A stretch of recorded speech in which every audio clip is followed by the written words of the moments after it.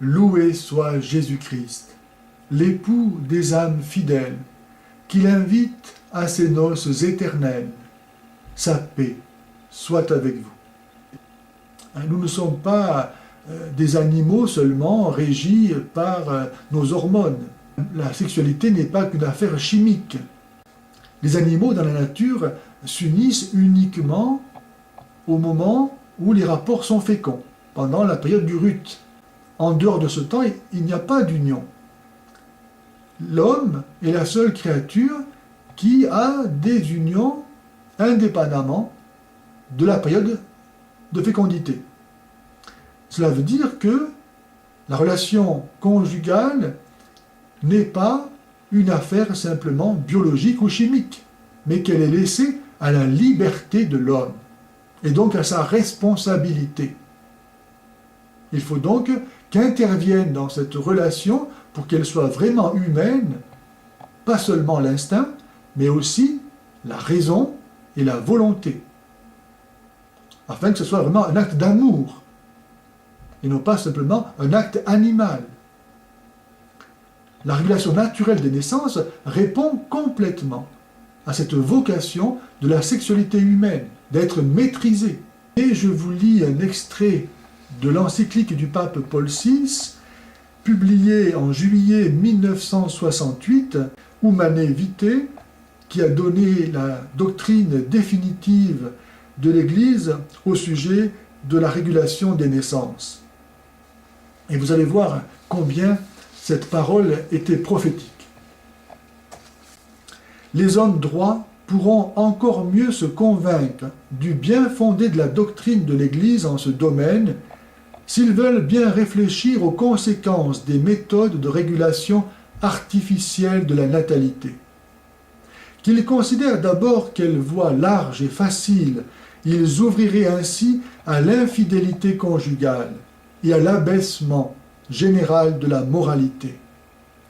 Et en effet, on sait que depuis que la contraception est devenue légale, la courbe des divorces a augmenté proportionnellement à la courbe de l'utilisation de la contraception, car celle-ci a favorisé les infidélités conjugales, cause première des divorces.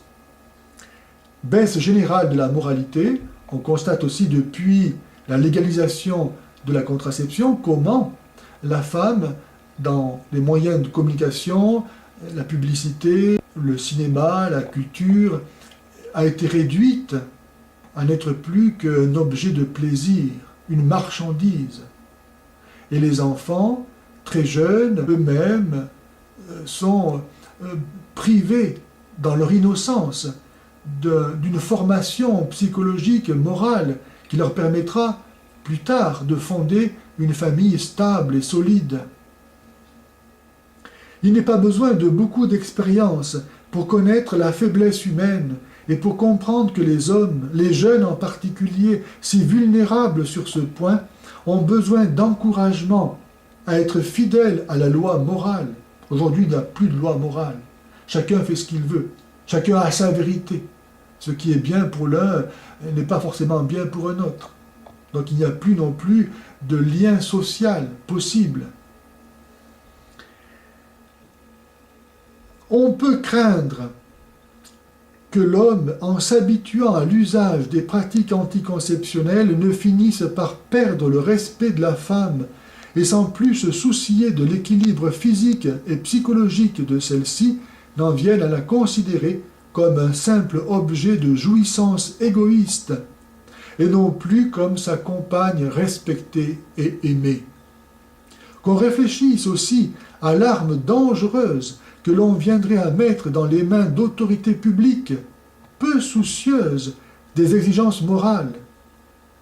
Qui pourra reprocher à un gouvernement d'appliquer à la solution des problèmes de la collectivité ce qui serait reconnu permis au conjoint pour la solution d'un problème familial?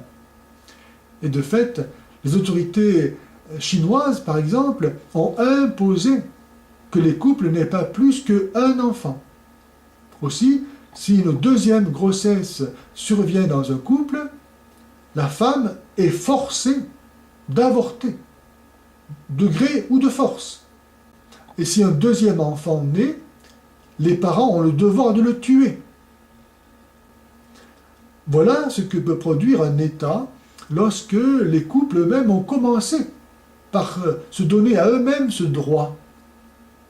L'État ne fait qu'appliquer à son niveau, celui de la société, ce que chaque couple a le droit de faire pour lui-même.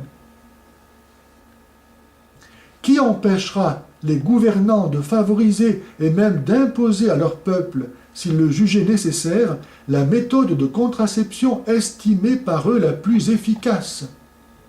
En effet, à quand Roselyne Bachelot va-t-elle demander au 6e de porter un implant anticonceptionnel?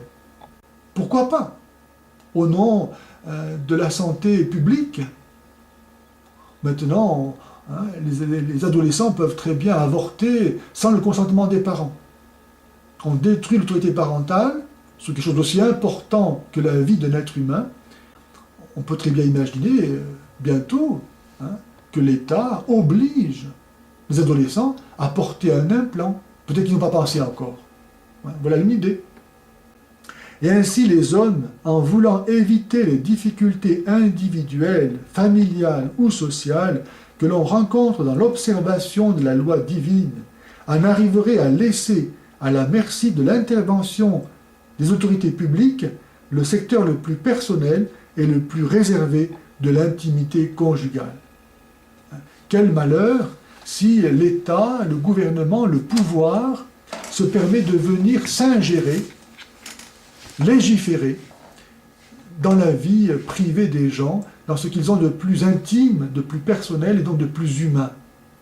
Ce serait vraiment la déshumanisation totale de l'être humain.